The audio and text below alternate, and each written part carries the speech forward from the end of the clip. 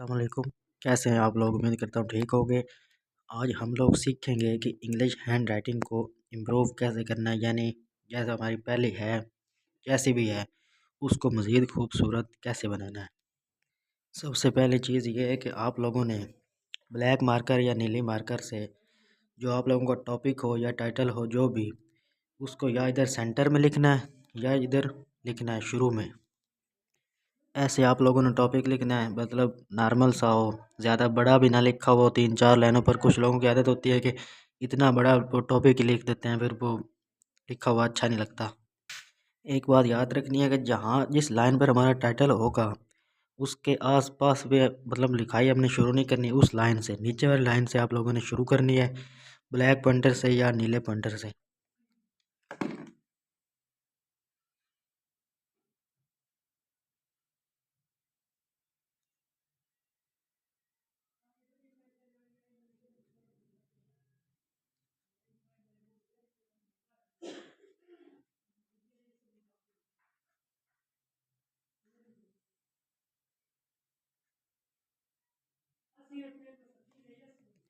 ऐसे आप लोगों ने लिखना शुरू करना है, मतलब जैसे मैंने इधर से किया है। और दूसरी बात, यहाँ पर यह ख़त्म हुई है, उसके बाद नीचे वाली लाइन आप लोगों ने बिल्कुल इसके इक्वल शुरू करनी है। ये नहीं कि इधर से होगी या इधर से, ऐसे भी हैंड राइटिंग अच्छी नहीं लगती।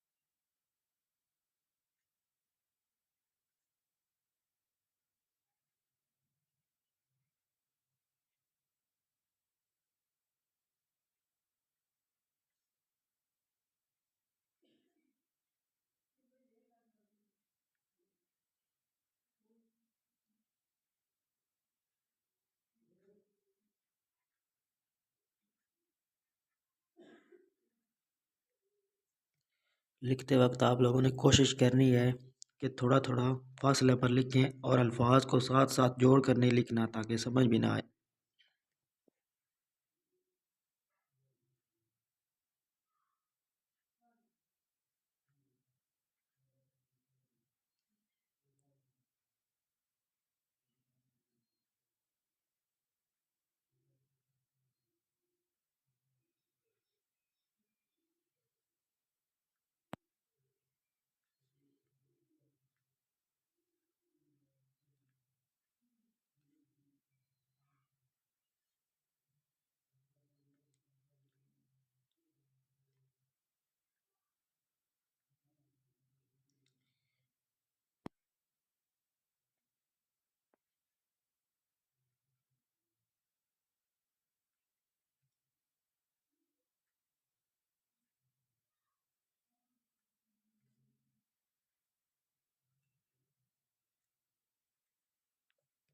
चलें जी, ये एक छोटा सा मेथड था हैंड राइटिंग इम्प्रूव करने का। अब ये हैंड राइटिंग चाहे खूबसूरत है या नहीं, लेकिन वाज़ेह तौर पर नज़र तो आ रहा है ना कि कुछ लिखा हुआ है। सबसे पहले इसकी जो खूबसूरती की वजह है ना, वो इसका टाइटल है, जो साफ नज़र आ रहा है। मतलब टाइटल जो आपने लिखना है ना, वो लिखना है आपने, अगर आप लिखें ब्लैक पॉइंटर से ये सब, तो फिर आपने लिखना है नीली मार्कर से ये टाइटल। और अगर आप लिखें दूसरे पॉइंटर से, तो फिर आपने टाइटल किसी और रंग में लिखना है। और इसकी खूबसूरती की जो दूसरी वजह है वो है, एक तो लाइनों के मतलब इक्वल सब लिखा हुआ है, इधर से भी स्ट्रेट है, इधर से भी स्ट्रेट है। ऐसे नहीं है कि एक लाइन आगे एंड हुई, दो इधर से इधर एंड होगी, ऐसे भी अच्छा नहीं बनता। अब ये एक मुकम्मल तौर पर एक पैरे की टाइप में बन बन गया हमारा। अब जो मेथड मैंने बताया है, उसको फॉलो करें, इंशाल्लाह आप लोगों की हैंड राइटिंग खूबसूरत हो जाएगी।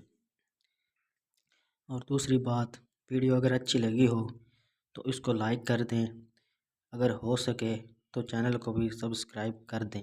बहुत बहुत शुक्रिया। Thank you.